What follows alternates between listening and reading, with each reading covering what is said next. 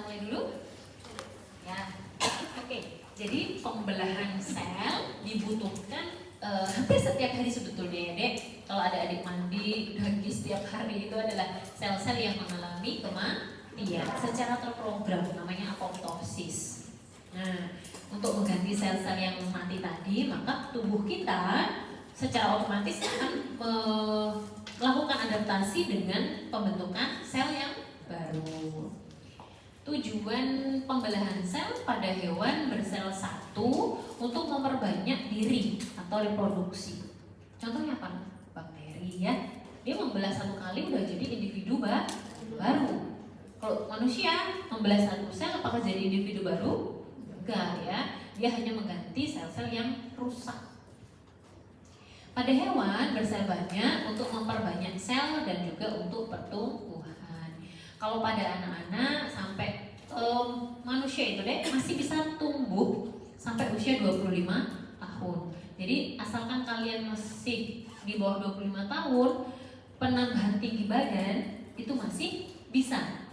Kecuali sudah 25 tahun, itu metabolisme kalsium sudah mentok, artinya tinggi badan udah segitu, mentok di situ gitu ya. Kalau udah 25 tahun, sebelum itu silahkan kalian minum susu-susu yang mengandung kalsium tinggi untuk tumbuh ke atas, bukan ke samping ya. Untuk ke atas itu masih direkomendasikan. Yang penting usianya nggak sampai 25 tahun. Dan juga diikuti dengan ini ya, treatment ya. Berarti apa nah kalau mau tinggi itu apa biasanya? Renang, terus basket. Yang ya basket kan mengangkat tangan juga ya, basket. Terus apa lagi? Apa lompat itu loh? Skipping ya, skipping namanya. Nah, yang pakai tali, lompat-lompat. Nah, itu bisa men-trigger supaya tinggi badan kita bisa bertambah. Terjadi pada seluruh sel tubuh, baik sel somatik maupun sel gamet. Sel somatik itu sel tubuh ya. Sel gamet itu sel reproduksi. Sel gamet, sel sperma, sel ovum. Kalau sel tubuh ya sel epitel, sel syaraf, sel otot, ya dan lain sebagainya. Tahapan pembelahan sel terdiri dari prometafase, metafase, anafase, telofase. Ibu tambahkan ya nak, sebelum prometafase ini ada interfase ya. Interfase itu adalah proses persiapan proteinnya, persiapan DNA-nya, dan ukur rangkainya. Itu di masa-masa interfase. Fasenya lebih panjang, 2/3 lebih panjang dibandingkan fase mitosis. Mitosis itu singkat sekali. Interfasenya yang mendominasi, dia panjang. Kemudian setelah telofase ada satu tahapan lagi yang disebut dengan sitokinesis. Sitokinesis itu proses pemotongan antara satu sel dengan sel yang lain. Hasilnya dari proses pembelahan sel itu didapatkan dua anakan sel yang memiliki jumlah kromosom seperti induknya. Itu kalau mitosis. Kalau meiosis berarti setengah kromosom dari induknya. Atau yang ini 2N, kalau yang meiosis itu 1N. Ya. Nah, pembelahan sel terjadi pada sel-sel yang masih muda, ini perlu digarisbawahi, atau sel-sel yang masih imatur, yang belum dapat melakukan fungsi apapun. Nah, jadi pembelahan sel itu dilakukan hanya oleh germ sel, pluripoten tadi, sel yang bisa berkembang menjadi sel apapun, itu disebut dengan pluripoten atau germ sel. Contoh di sel kita yang germ sel itu apa contohnya? Sel somatik yang germ sel. Sel hepar ya. Di sana sel hepar itu bisa dipotong gitu ya, operasi dipotong. Nanti dia bisa membelah lagi sama seperti yang tadi dioperasi, seperti tadi yang dipotong. Nah, sel hepatosit itu adalah salah satu jenis sel yang paling mudah untuk mengalami regulasi, sehingga dia segera langsung bisa mengadaptasikan diri, mengisi lagi atau melengkapi sel yang tadi hilang. Nah, sel hepar itu paling cepat regulasinya. Yang paling susah apa? Sel syaraf. Nah, sel syaraf itu yang susah. Kalau dia sudah mati deh, untuk bisa dikembalikan lagi agak sulit. Apalagi kalau dia matinya sudah mati permanen ya. Contohnya pada pasien-pasien yang mengalami stroke. Nah, itu kalau udah melewati gold time atau waktu-waktu penanganan yang paling efektif, itu biasanya udah permanen, stroke-nya udah nggak bisa diobati. Tapi kalau kerusakan tadi masih di golden time, kurang lebih ya 4 jam ya, 3-4 jam, masih ditangani di waktu-waktu itu, kesembuhan itu masih mungkin ya, stroke itu masih bisa disembuhkan. Tapi kalau udah lewat itu biasanya sudah mati selnya, jadi nggak bisa lagi digerakkan. Yang mati apa? Sel syarafnya, ya kan? Karena nggak ada selain sel syaraf, sel perifer juga, karena nggak ada support oksigen dan juga nutrisi ke area tersebut. Gitu. Di lingkungan yang menguntungkan, sel dapat memasuki siklus sel dan menghasilkan 2 sel anakan yang identik. Kenapa dikatakan lingkungan yang menguntungkan? Apa nih maksudnya dimaksud lingkungan yang menguntungkan? Yaitu ketika sumber cadangan energi cukup, simpanan protein cukup, duplikasi atau hasil replikasi DNA ada, ya. Kemudian basa-basa nitrogen, kemudian lipid untuk membentuk sel yang baru juga cukup. Artinya kalau bahan bakunya tidak tercukupi, sel itu tidak akan melengkapi proses pembelahan dan tidak akan terjadi proses pembelahan. Karena apa? Bahan baku diyakinkan cukup dulu, baru diikuti proses pembelahan. Jadi saya sudah memperhitungkan itu. Kalau ternyata bahan bakunya nggak ada, dia tidak akan men-trigger awal proses profase. Jadi interfase terus sampai kebutuhannya cukup, interfase terlewati, masuk ke tahap profase. Gitu ya. Sel yang tidak membelah keluar dari siklus sel dan berdiferensiasi menjadi sel matur dengan struktur dan fungsi spesifik. Nah, ini yang disebut dengan perkembangan. Jadi sel itu setiap mau melakukan pembelahan, dia harus melewati checkpoint dulu.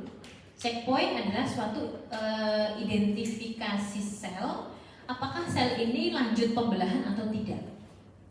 Kalau sel ini tidak akan mengalami proses pembelahan, dia keluar dari checkpoint. Enggak, kamu nggak membelah, kamu diferensiasi aja. Maka dia masuk ke organogenesis. Kalau pada embrio ya, dia masuknya ke organogenesis. Tapi kalau dia masih siklus pembelahan, berarti masih dalam tahapan embriogenesis. Nah, checkpoint itu juga ngecek apakah DNA yang direplikasi normal atau tidak. Kalau DNA yang direplikasi kok ternyata abnormal, maka ada trigger untuk melakukan proses apoptosis, pembunuhan diri sel. Karena selnya nggak bagus kalau direplikasi, dia mengalami mutasi. Makanya dia kalau misalnya ada seorang ibu yang abortus berkali-kali, apa maksudnya abortus berkali-kali? Keguguran ya, keguguran berkali-kali. Itu bisa digunakan sebagai salah satu tanda bahwa regulasi seluler pada janin itu tidak normal. Kalau berulang kali lah ya, kalau satu kali mungkin karena kecelakaan atau apa. Tapi kalau berkali-kali berarti kemampuan sel untuk mengalami pertumbuhan dan perkembangan mengalami gangguan. Nah, itu bisa saja disebabkan karena adanya mutasi pada saat proses embriogenesis. Nah, itu sebetulnya sudah ada tandanya gitu ya. Tapi selain itu tidak selalu karena mutasi, bisa juga ibu tadi kekurangan vitamin D atau kekurangan asam folat, itu juga mempengaruhi kondisi keguguran pada ibu hamil. Oke, ibu lanjut. Nah, ini regulasi siklus sel berbeda-beda pada setiap jenis sel. Regulasi pada sel epitel tentu lebih mudah dibandingkan regulasi pada sel syaraf. Regulasi pada sel otot lebih rumit dibandingkan sel epitel. Sel otot tuh contohnya apa? otot jantung ya, otot polos. Nah itu regulasinya lumayan lebih kompleks dibandingkan pada sel epitel. Kalau sel epitel itu mudah ya, dia mudah apoptosis, mudah juga untuk pembelahan. Tapi kalau sel otot itu, terutama sel otot jantung ya, sel otot jantung kalau udah jumlahnya sesuai ini nggak mungkin dia bertambah terus. Jantungnya lubang kalau gitu. Ya, tapi kalau sel epitel hampir setiap hari kita ada pembelahan sel kalau sel epitel itu. Contoh, kalian makan gitu ya, terus tergigit, ada apa namanya? Sari apa? Ada nggak yang pernah sariawan 1 bulan? Nggak sampai ya. Paling kan 2 hari 3 hari. Habis itu lukanya sembuh. Terus luka kena sayat, bisa sampai nggak 2 minggu? Biasanya nggak ya, 1 minggu lah ya, 5 hari, 6 hari, 7 hari sembuh. Nah itu karena sel epitel memiliki sifat regulasi yang lebih cepat. Nah regulasinya lebih cepat untuk terjadi proses pembelahan sel baru, lebih mudah. Tapi kalau sel jantung atau sel saraf yang rusak, nah itu regulasi untuk pembentukan sel baru agak lebih susah. Jadi kalau sel saraf mati, biasanya tidak langsung di cover sel baru, enggak deh. Kalau pada orang tua ya, itu kan sel sarafnya sebagian sudah mati. Apakah akan diperbarui lagi? Enggak bisa, karena sel saraf sudah tidak tumbuh lagi. Gitu. Maka yang terjadi kalau pada lansia apa? Amnesia, karena sebagian memori hilang. Kenapa hilang? Sebagian selnya sudah apoptosis. Beberapa sel membelah cepat, sel lainnya membutuhkan waktu yang lebih lama. Kalau pada sel kanker ini kasus ya, sel kanker pembelahannya cepat. Sel anakan akan terus membelah sebelum dewasa secara fungsional. Nah bedanya ini, kalau pada sel kanker pembelahannya itu sangat signifikan, tetapi tidak diikuti dengan maturasi yang memadai. Contoh, sel kanker, satu sel itu bisa terdiri dari 2 sitoplasma, 2 inti, 2 aparatus Golgi. Padahal satu sel. Kenapa? Karena pembelahan sel tidak diikuti dengan proses sitokinesis. Jadi selnya nggak membelah pisah gitu, enggak nah. Baru sampai prometafase, kemudian anafase, belum sampai ke telofase. Itu udah profase lagi. Makanya itu tumbuhnya semacam membentuk kayak benjolan ya, membentuk kayak jaringan. Satu sel bisa diisi oleh beberapa inti sel. Nah, kalau udah sel yang rusak, gimana kita cara mengendalikannya? Ya biasanya dioperasi ya, diangkat atau diambil jaringannya. Itu kalau memungkinkan. Ada organ-organ yang tidak memungkinkan untuk dilakukan operasi. Contoh misalnya kanker nasofaring, itu nggak bisa dioperasi deh. Bisanya apa? Disinar ya atau di kemo. Kalau masih kanker apa? Kanker ovarium nih misalnya ya, atau kanker payudara, itu masih bisa dioperasi, diambil jaringannya. Tapi kalau nasofaring nggak bisa. Masuk potong leher, nah nggak bisa, berarti harus di kemoterapi atau radio. Oke. Kalau pada sel prokariotik, fungsi pembelahan sel apa? Menghasilkan individu baru ya, untuk reproduksi. Jelas. Pembelahan sel eukariotik. Nah, masih ingat nggak kemarin bedanya prokariotik dan eukariotik? Masih ingat ya?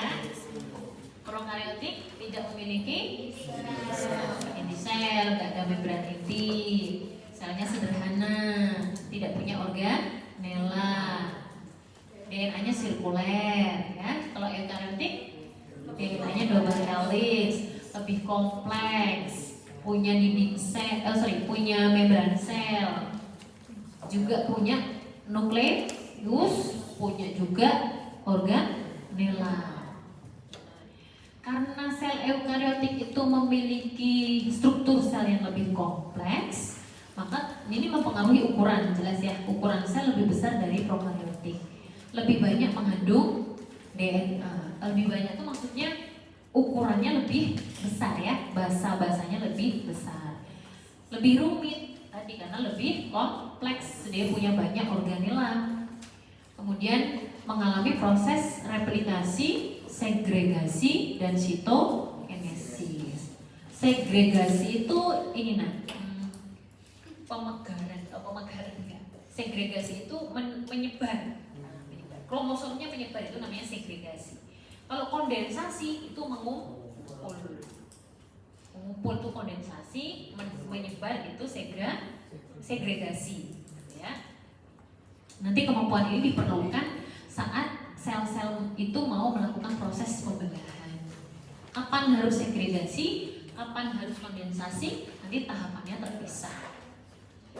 Oke, pembelahan sel eukariotik. Ini adalah tahapan atau fase di mana sel akan selalu mengalami siklus tersebut. Yang pertama, ada yang disebut dengan fase S atau fase sintesis. Ya.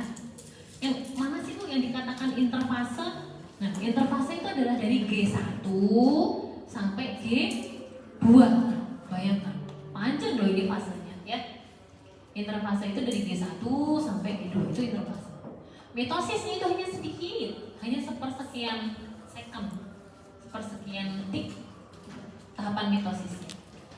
Nah, masuk lagi ke interfase tadi, ada yang namanya fase sintesis atau fase pembentukan DNA, pembentukan protein, penyediaan lipid, penyediaan karbohidrat, ya, selama nanti proses pembelahan sel.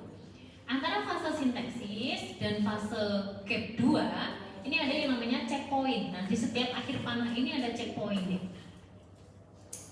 Checkpoint dicek dulu, sumber dayanya cukup belum? Oh, aman, lanjut masuk ke fase G2, fase preparasi, fase persiapan.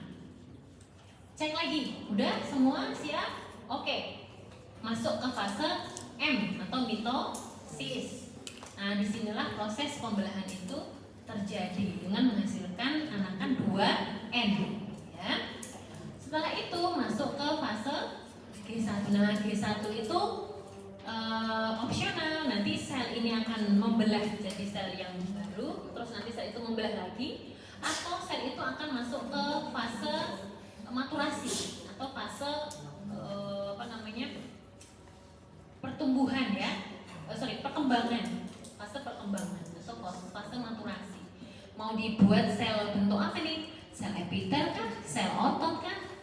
Atau sel syaraf kan? Nanti masuknya fase ke G1. Tapi yang jelas di sini antara satu sel induk dan juga sel anakan sudah terpisah. Ya, ini sel division, selnya terpisah, sudah terlepas. Nah, ini siklus sel terdiri dari fase interfase dan fase M. Fase M dapat dibagi menjadi mitosis dan sitokinesis. Kelihatan nggak di gambarnya? Replikasi DNA terjadi pada fase interfase. Sintesis protein interfase. Sintesis lipid interfase. Nah, kemudian setelah interfase siap, masuk ke profase, prometafase. Tadi opsional ya tadi. Ada yang menyebutkan prometafase. Ada tadi. Nah, itu dilewatin juga boleh. Profase langsung metafase boleh. Karena sebetulnya fase prometafase itu sudah mengawali metafase. Jadi ada textbook yang menyebutkan prometafase itu nggak ada, tapi langsung metafase. Jadi profase langsung metafase. Ya, tahapannya sebetulnya nggak terlalu jauh berbeda ya. Tapi ada juga textbook yang menuliskannya lengkap. Jadi ada prometafase. Kemudian ada fase anafase. Nah, itu sudah terpisah kromosomnya. Kemudian yang terakhir adalah telofase dulu, itu benar-benar sudah terpisah tetapi masih dalam satu sel. Baru tahapan sitokinesis. Kalau sitokinesis itu selnya sudah terpisah terpisah secara utuh walaupun masih berdempetan. Nah, tapi sudah menjadi 2 sel, bukan lagi 1 sel. Nah, kadang sel kanker itu proses sitokinesisnya gagal. Nah, jadi 2 inti di dalam 1 sel. Ini adalah gambaran dengan menggunakan pewarna fluorescence untuk mengetahui tahap-tahap masing-masing dari tahapan mitosis. Yang pertama adalah interfase. Ini semua kromosom masih terkondensasi.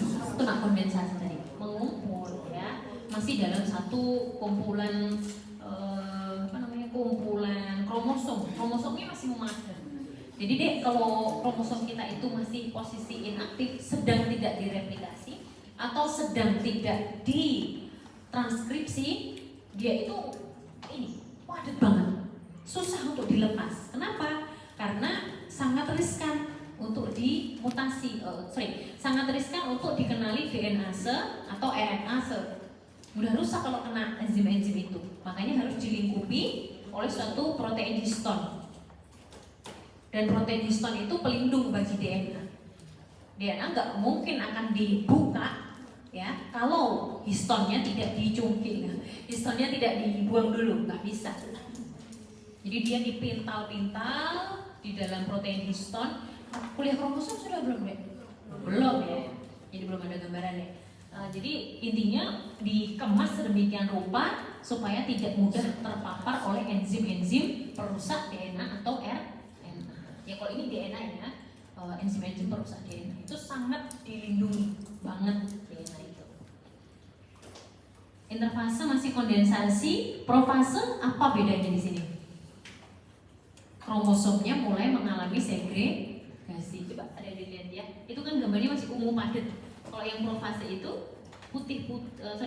biru yang agak cenderung ke putih itu adalah kromosom sudah mulai tersegregasi, mulai terurai seperti itu. Kemudian pada tahap metafase kromosomnya berada di bidang ekuator. Ya, yang hijau itu benang-benang spindle ya. Yang biru itu adalah DNA-nya atau dalam bentuk kromosom. Sedangkan yang hijau itu adalah protein benang-benang spindle-nya. Nah, itu kromosomnya sudah terpisah searah atau tegak lurus dengan bidang ekuator. Oke. Kemudian pada saat fase anafase, itu kromosomnya sudah mulai tertarik ke kutub-kutub yang berlawanan. Nah, kondisi gagal membelah atau kondisi mutasi genetik itu kadang seringnya terjadi pada fase anafase deh. Jadi harusnya kromosom ini tertarik pada kutub sebelah sini, malah ketarik semua di kutub yang sana.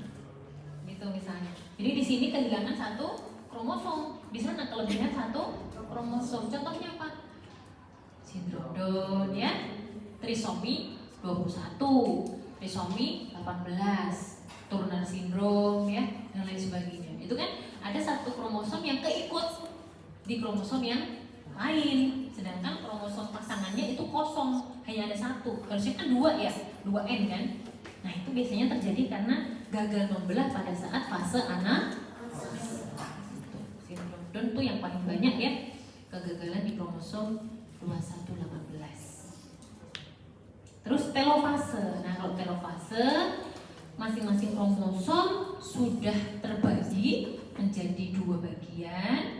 Benang spindle-nya sudah mulai memendek mendekati masing-masing kutub, tapi belum terputus, masih ada cincin-cincin kontraktil untuk memotong masing-masing sel. Itu tahap telofase. Terus terakhir sitokinesis adalah fase di mana pemotongan antara sel induk dengan sel anak atau sel yang baru itu dipotong masuk ke tahapan sitokinesis. Nanti detailnya ya. Nah ini ya, mirip sama yang tadi, G1 sintesis, G2 mitosis. Sitokinesis masih masuk di fase M ya dek, masih masuk di fase M. Nah kita bahas satu persatu. Interfase. Fase tadi kan ada yang menyebutkan G1. Nah G di sini maksudnya G1 ya, karena ada di beberapa textbook menyebutnya G0. Ada G0, terus satunya G1. Kalau di PPT Ibu tadi ada G1, selanjutnya G2. Itu sama aja sebetulnya. Cuma textbook ya kadang ada variasi gitu. Tapi intinya sama. Fase G itu growth ya. Fase G adalah fase G pertama yang merupakan fase pertumbuhan primer. Apa maksudnya pertumbuhan primer? Tadi apa? Fase G1, fase di mana sel anakan dan sel induk terputus. Tergantung selnya mau lanjut ke maturasi atau menjadi sel yang baru, sel yang lain boleh. Maka di situ disebut dengan pertumbuhan primer. Jadi sudah mandiri, sudah nggak terkait lagi sama sel induk. Mau dibelah lagi monggo, mau dimaturasi monggo, tergantung kebutuhan dari tubuh kita. Kemudian fase S, fase sintesis dari DNA. Itu sebetulnya yang paling penting ya. Kalau protein itu kan melayang-layang ya dek, di pembuluh darah kita banyak protein, lipid juga banyak, tapi DNA tidak sembarang direplikasi. DNA emang melayang-layang? Enggak kan? Apakah DNA ditemukan di pembuluh darah? Itu sama Panji cuci muka. Ibu kayak orang dongeng gitu. Cuci muka dulu. Ada yang lagi ini apa? Kewajiban teman sebelahnya. Mau pijat, ayo pijit. Kita pijit. Kamu cuci muka mau minta pijit. Cuci muka. Ya. Tapi jangan tidur di toilet dulu ya. Oke, Panji sama Tito ngantuk. Yang lain ada yang ngantuk nggak? Yang lain aman? Kewajiban teman sebelahnya mau pijit ya. Aduh kilo anak ini sudah minum permen emang ini ngomong permen karet, nggak ngepek ya. Duduknya di depan badannya. Iya. Growth. Tumbuh. Growth. GROWTH. Growth ya. Bukan growth. Oke lanjut ya. Yang ngantuk nggak apa-apa loh nak. Maksudnya nggak usah malu. Bu saya ngantuk mau cuci muka, nggak usah malu. Nggak usah malu, nggak apa-apa cuci muka. Karena wajar. Ini kan jam 12 ya. Wajar. Pikirannya udah makan siang kan. Lanjut ya. Terus fase G2 atau fase persiapan pembelahan sel. Nah, setiap fase-fase ini tadi ada namanya apa nak? Cek oil. Dicek dulu, masuk nggak nih? Siap nggak nih? Kalau nggak siap, nggak lanjut. Kalau fase S belum selesai, nggak mungkin masuk ke fase G2. Tapi beda cerita pada sel kanker. Dia belum selesai sintesis, sudah masuk fase G2. Jadi ada satu sel yang dua intinya, tapi hanya satu mitokondrianya, satu aparatus Golginya, dan satu retikulum endoplasmanya. Tapi intinya dua, karena sintesis DNA-nya selesai, tapi sintesis organela yang lain belum selesai. Oke, tahap interfase merupakan tahap persiapan yang sangat esensial untuk pembelahan sel, karena pada tahap ini kromosom direplikasi, digandakan, ya dek.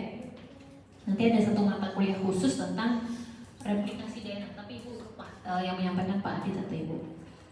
Saat pembelahan sel, kromatin dikemas sangat padat atau kompak sehingga tampak sebagai kromosom terkondensasi. Selama interfase, kromatin tidak terlalu terkondensasi. Kenapa? Karena mau dikopi, ya enggak? Kalau pas fase mau direplikasi, kromosom itu akan diurai. Supaya apa? Supaya protein-protein yang berperan untuk proses replikasi maupun transkripsi itu bisa menempel pada DNA yang mau dikopi. Bedanya ya, replikasi itu seluruh DNA-nya dikopi. Tapi kalau transkripsi hanya ekson tertentu. bedanya. Replikasi itu mengcopy seluruh DNA. Kalau transkripsi menerjemahkan salah satu ekson DNA tertentu. Outputnya kalau replikasi DNA baru, kalau transkripsi protein baru. Jadi bedakan itu antara istilah replikasi dan juga transkripsi. Replika, penggandaan. Berarti yang dikopi semua ya nak, yang dikopi semua DNA-nya. Jadi akan didapatkan 2 untai DNA sama persis. Nah itu replikasi. Replikasi terjadi pada fase interfase. Oke. Lanjut. DNA diduplikasi selama fase sintesis dan akan dibagi sama ke dalam 2 sel anakan selama fase mitosis. Jadi kuncinya apa? Kalau pada mitosis dikopi dulu baru dibagi. Kalau meiosis langsung dibagi. Makanya kenapa kalau mitosis jadinya 2N, kalau pada meiosis 1N. Paham nggak maksud Ibu Dek? Kalau sel tubuh mitosis tetap 2N. Kenapa? Karena sebelumnya itu sudah direplikasi, sudah dikopi. Jadi ketika dibelah tetap sama-sama 2N, 2N. Tapi kalau meiosis itu tidak direplikasi, tapi langsung dibagi. Bukan tidak direplikasi. Direplikasi tapi dibaginya 2 kali. Makanya jadinya 1N. Gitu ya. Terus sukses duplikasi kromosom dan segregasi menentukan fungsi normal sel anakan ya. Pembelahan sel dibagi menjadi 2 jenis, ada mitosis, ada meiosis. Kalau yang mitosis pembelahan pada sel somatik atau sel tubuh yang menghasilkan sel anakan yang sama dengan sel induk atau sel maturnya. Sedangkan meiosis pembelahan reduksi. Apa itu reduksi? Pengurangan yang memisahkan kromosom-kromosom yang homolog. Homolog itu sama persis ya dek. Homolog itu sama persis. Terjadi pada proses gametogenesis. Jadi bisa oogenesis, bisa spermatogenesis. Oh tadi Ibu belum bedakan. Kalau perempuan 1 bulan sekali, kalau laki-laki berapa hari sekali? Berapa hari sekali? 1 hari sekali, Masya Allah. Terlalu aktif itu ya. Ya, ya beda-beda setiap orang. Tapi biasanya tidak sampai 2 minggu sudah membentuk sel sperma yang baru. Makanya, dan ini uniknya. Kalau pada laki-laki, bahwa dia usianya sampai kakek-kakek, lanjut usia, proses gametogenesis tetap terjadi. Jadi kalau kakek-kakek menghamili masih bisa. Iya, kakek-kakek menghamili masih bisa. Karena proses spermatogenesis berhenti saat dia sudah meninggal. Jadi spermatogenesis pada laki-laki terus sampai lansia, bahkan sampai meninggal. Beda kalau sama perempuan dijatah. Sudah usia menopause, sudah nggak bisa lagi menghasilkan sel telur. Itu mungkin kan dasarnya ya kenapa kalau laki-laki boleh nikah 4 kali mungkin ya. Tapi jangan mau ya. Jangan mau ya. Jangan mau diduakan. Atau lagi diempatkan. Aduh. Diempatkan. Oke, sudah nak? Udah cukup kan? Oke, nggak apa-apa ya. Maksudnya saya ngantuk nih mau cuci muka nggak apa-apa. Karena memang wajar. Wajar. Nah ini tahapannya ya dek tadi ya. PEMAT, profase, metafase, anafase, dan telofase. Itu tahapan dari mitosis. Tambahin lagi sitokinesis, tambahin, boleh juga ditambah prometafase, itu boleh ya, opsional. Sebelum profase tadi ada, kalau interfase nggak masuk tahapan mitosis. Oke. Nah ini maksud Ibu, ada buku yang menyebutnya ini G1, G2. Ada juga buku yang menyebutkan ini G0, sana G1. Jadi jangan bingung kalau ya. Oke, nah ini secara singkatnya pro atau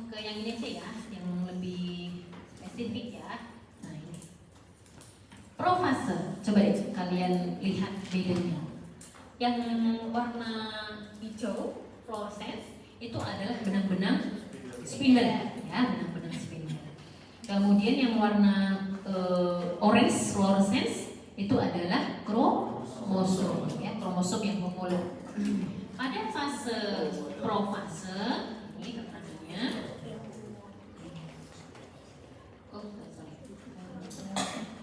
Nah ini, pada fase profase, kromatin dalam nukleus mulai terkondensasi dan terlihat sebagai kromosom. Nukleolus menghilang. Sentrosom mulai bergerak ke ujung nukleus yang berlawanan dan suatu benang mikrotubul mulai memanjang pada sentromer yang membentuk benang mitosis. Ini maksudnya. Tadi ada 3 poin. 1, membran inti sel mulai menghilang, ya. Ini nah. Ini kan ada lubang-lubang nih.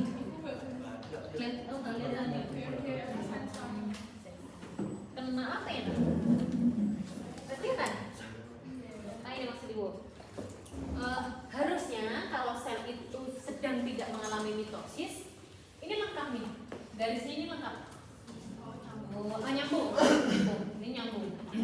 Tapi pada fase profase di mana akan dimulainya proses pembelahan, ini mulai bolong-bolong. Nah, nanti dia terdegradasi nih. Ini kan masih 1, 2, 3 ya.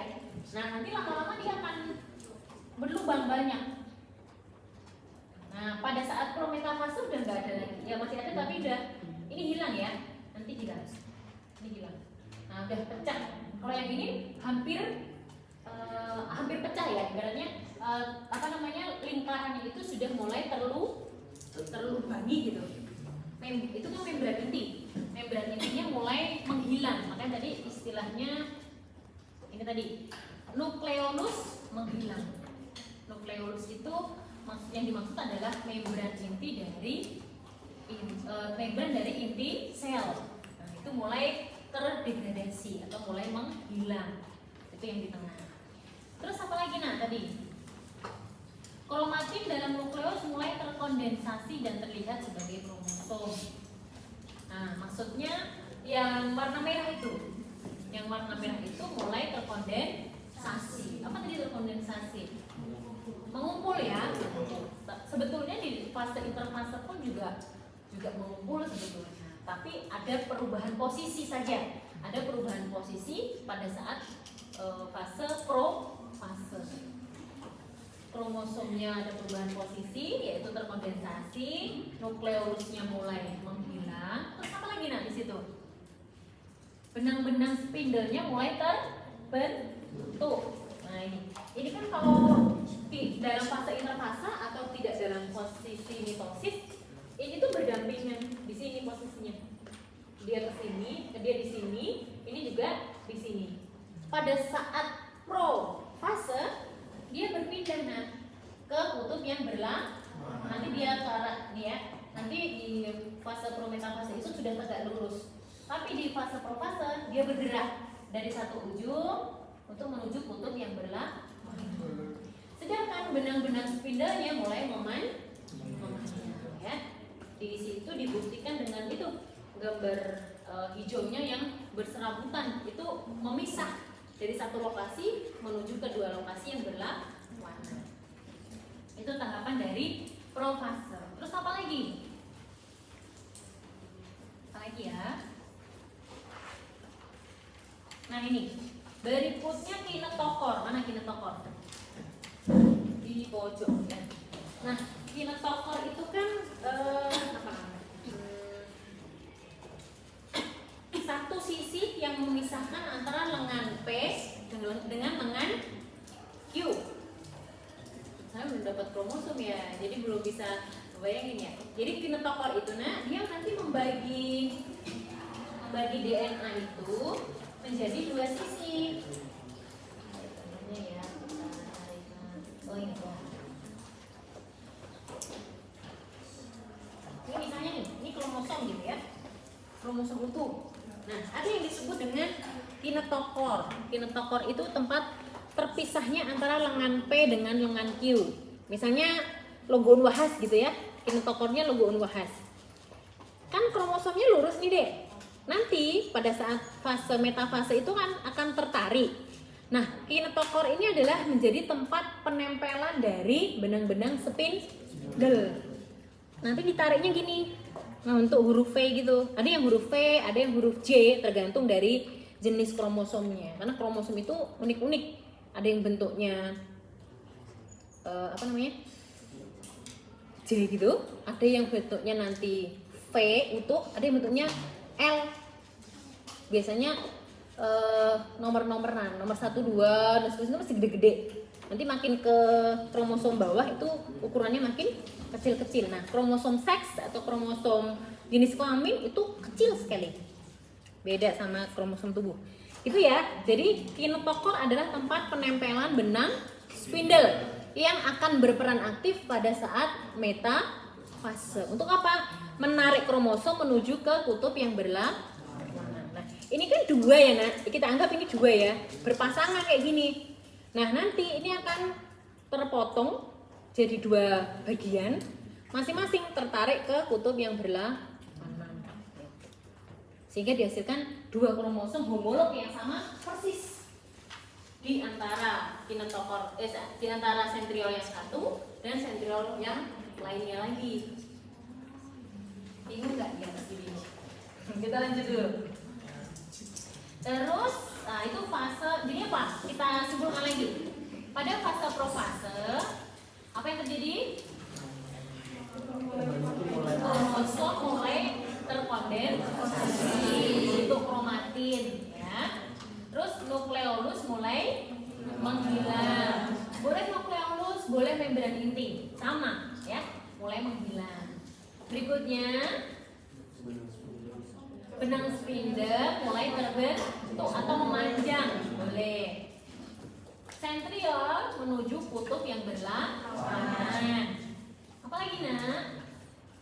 Kinetokor mulai tampak kelihatan. Karena biasanya nggak sebesar itu. Nah, pas mulai masuk profase itu kinetokornya ditandai dengan pendarahan itu, proteinnya membesar ya, sehingga mempermudah nanti benang spindle itu untuk mengikat di bagian kinetokor tersebut. Itu ya.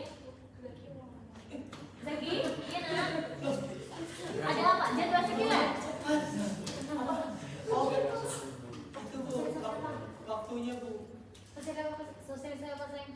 Gak tahu ini kakak Riri Saputri kan namanya, katanya mau jelasin poster gitu tentang poster apa, kakaknya udah di luar dari tadi katanya. Risa Putri. Si namanya Riri Sari. Riri Sari. Sedangkan aku Riri dari kepanitiaan Future Entrepreneur Summit. Oh, tapi di luar fakultas kan? Iya. Gak apa-apa ya, suruh nunggu dulu ya. Iya. Oh, gimana? Ini mau dipelajari sendiri? 20 slide berikutnya? Gak apa-apa sih. Gak apa-apa ya udah. Kalau mau presentasi gak apa-apa, berarti yang 20 slide berikutnya nanti dibaca mandiri dulu ya. Kalau misalnya nggak paham, besok boleh ditanyakan. Gimana? Opsional, ibu silakan. Karena waktu kita juga habis ya, ya.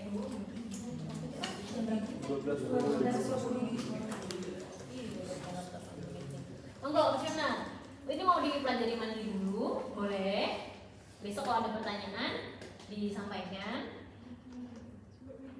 Boleh. Dibagi. Ini nanti yang ibu bagi yang kemarin hari ini sama yang untuk besok. Jadi ya, kalau ibu nggak beli PPT ya maksudnya itu toh kan untuk kalian. Silahkan dipelajari. Bahkan misalnya materi itu belum waktunya disampaikan, tapi kalian pelajari nggak apa-apa, nggak masalah. Nggak apa-apa. Ini nanti ibu berikan. Karena udah janjian ya sama kakaknya ya.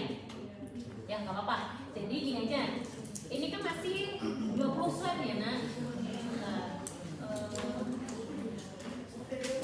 Sisanya itu sih berbahasa Indonesia.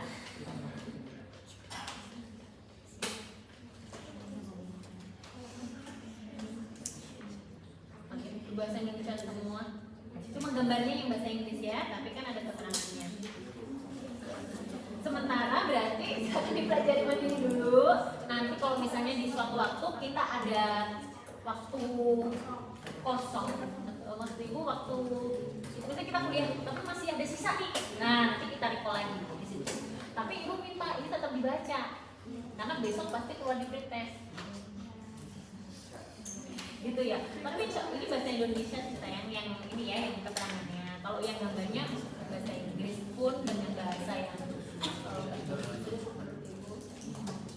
di challenge dulu, nggak apa-apa ya, di challenge dulu, nanti silakan dipelajari, nanti dikirimkan. Kalau besok kan besok ketemu pas kuliah, Bu, saya masih belum paham yang ini, nanti silakan aja disampaikan. Mungkin di sela-sela waktu itu kita bisa recall gitu ya. Gitu ya Nak ya, Zeki. Oke gitu ya, karena kakaknya udah janjian ya. Ya baik. Oke, terima kasih adik-adik, selamat belajar. Ketemu lagi kapan ya?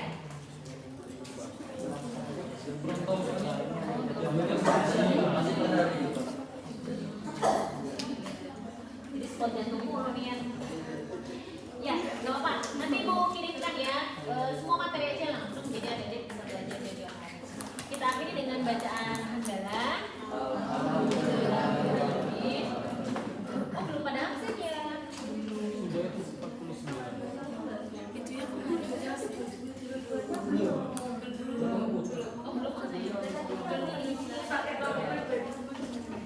Baik, selamat belajar. Assalamualaikum warahmatullahi wabarakatuh.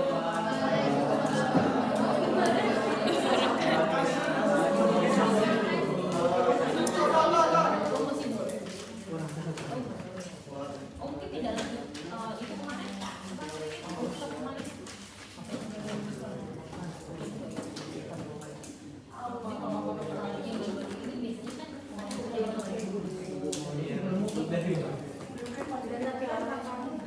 Oke, kita ya kurangnya dulu ya.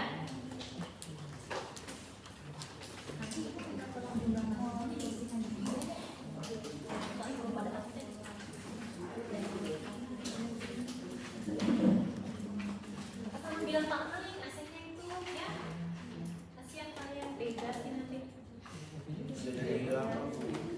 Tapi kayaknya minggu lalu nyala ya.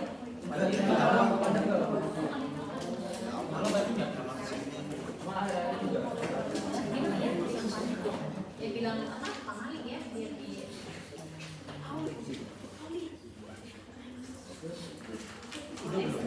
itu ya, nah, Ibu minta maaf ya, masih belum ke slide-nya belum. Ibu kirim ke siapa ini? Ke Kare. Ke Kare atau ke siapa? Pik Ibu ya. Haidar, boleh. Haidar apa?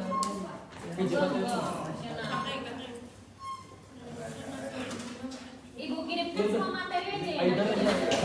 Apa aja?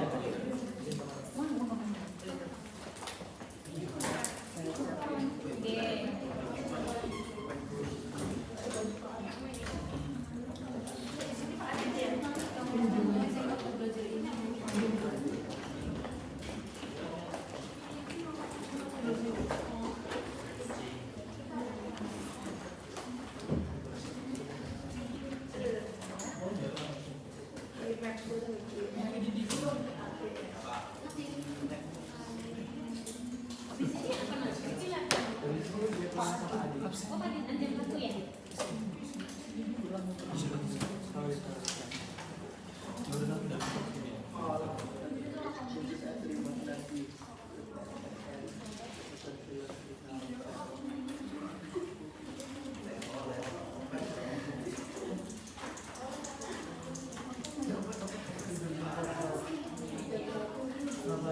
Ngapain? Ngomong berapa sih? Ini pada sini.